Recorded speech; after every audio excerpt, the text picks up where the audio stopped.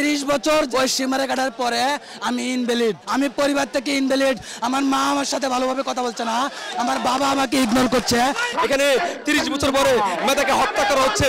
Doctor Mohammad Yunus স্যারের কাছে দাবি জানাতে চাই, আমাদের দাবি যৌক্তিক, সারা পৃথিবীতে স্বীকৃত, সারা পৃথিবী স্বীকার করে নিয়েছে। 35, 40, 50, 59 পর্যন্ত আছে। আমাদের এটা অধিকার, আমাদের এটা দাবি, আমাদের এটা মৌলিক অধিকার। এটা থেকে বঞ্চিত করার অধিকার কারো নাই, আমরা কাউকে দেই নাই।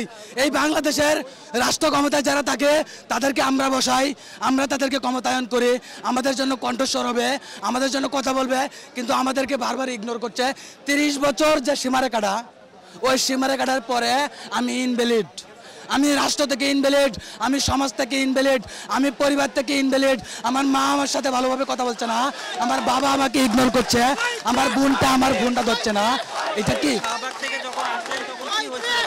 শাহবাগ থেকে আসার পরে এইখানে যখন আসি, এখানে পুলিশ ব্যাপকভাবে আমাদের উপর লাঠিচার্জ শুরু করে, টিয়ার গ্যাস ছুড়ে, গুলি ছুড়ে।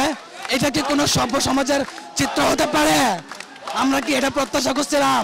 আমরা তো শান্তিপূর্ণ দাবি জানাতে আসছি, তাই না? এখানে 30 বছর পরে মেয়েটাকে হত্যা করা হচ্ছে, মেয়েটাকে জিম্মি করা হচ্ছে, মেয়েটাকে মেরে ফেলা হচ্ছে।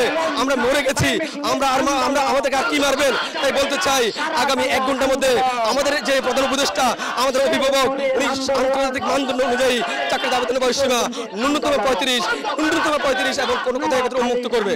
বর্তমানে 2024 সালে এই স্বাধীন দেশে এই অন্তর্বর্তীকালীন সরকারের এই সময়ে পুলিশ কেন আমাদের গায়ে গুলি করবে, পুলিশ কেন আমাদের লাঠিচার্জ করবে, পুলিশ কেন টিয়ার শেল নিক্ষেপ করবে, পুলিশ কেন আমাদের ছাত্র ভাইদের আহত করবে? আমরা এর বিচার চাই। বিগত 12 বছর থেকে কিন্তু আমরা 35 দাবি নিয়ে আসছি এবং এই দাবিটা থেকে আমরা পিছনে হাঁটতে চাই না।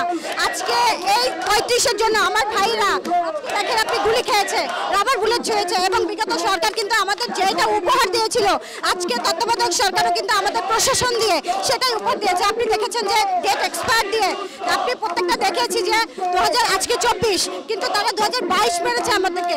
ইভেন রাবার ছুঁড়েছে, টিয়ার গ্যাস ছুঁড়েছে, প্রত্যেকটা চোখ ধাঁধিয়ে গেছে। এখন পর্যন্ত আমি কানে শুনছি না, আমি জানি না এটা মানে অনেকক্ষণ ধরে সেই থেকে 1 থেকে 2 ঘন্টা হলো টিয়ার গ্যাস ছুঁড়েছে তারা, এবং আমি কিন্তু এখন পর্যন্ত কানে শুনছি না। এবং এত পরিমাণ চোখ ধাঁধিয়ে গেছে, আমাদের প্রত্যেকটা বোনদের ভাইদের চোখ ধাঁধিয়ে গেছে। এবং আমাদের ছিল আমরা 35 না নিয়ে আসলে আমরা ফিরতে চাই না। আমাদের সরকারের কাছে, প্রশাসনের কাছে আমাদের একটাই বিচার, তারা কেন আমাদের ভাইদের উপরে এরকম নির্মম নির্যাতন করলো, কেন আমাদের টিয়ার গ্যাস ছুড়লো, কেন বুলেট ছুড়লো, কেন আমাদেরকে এইভাবে তারা লাঠিসোঁটা করলো। আমি এই বিচার চাই, সরকারের কাছে বিচার চাই।